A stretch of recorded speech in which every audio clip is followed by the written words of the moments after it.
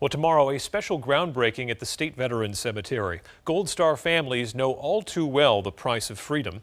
A new monument in Boscawen will pay tribute to their sacrifice. In March 2009, Marine Corporal Michael Willett of Manchester was killed in action in Afghanistan, wounded by insurgents in an attack involving an IED and heavy small arms fire. Willett died to ensure others would survive. My brother tied his own tourniquet, called in his own 9-line, air support, kept control of his men, and he would not be evacuated until they were all safely out of there. Stephanie Willett says the pain of losing her brother to war 8 years ago remains fresh, but she's channeling her grief into an effort to recognize families like hers. If you look at all of the people that New Hampshire has lost in service to this country in all wars and conflicts, it's hundreds if not thousands.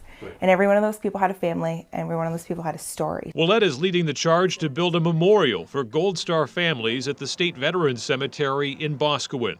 She's working with a veterans group out of Kentucky that has helped erect 17 similar monuments across the country. It's a place to gather, and it's not a sad thing. This is a piece of living history. A ceremonial groundbreaking will take place Sunday morning, and Willett says anyone, family, friend, or loved one who's lost a member of the military is welcome. If people come to the groundbreaking, even if they're not a blood relative of a fallen hero, if they know somebody that gave their life in service to their country, whether overseas or at home, we're asking them to bring a picture of their loved one. We're not going to keep it. We're going to have them place it at the site of where the monument is going to be, to show people that it's more than a stone. It's more than stone in the ground. It is the stories of all these men and women.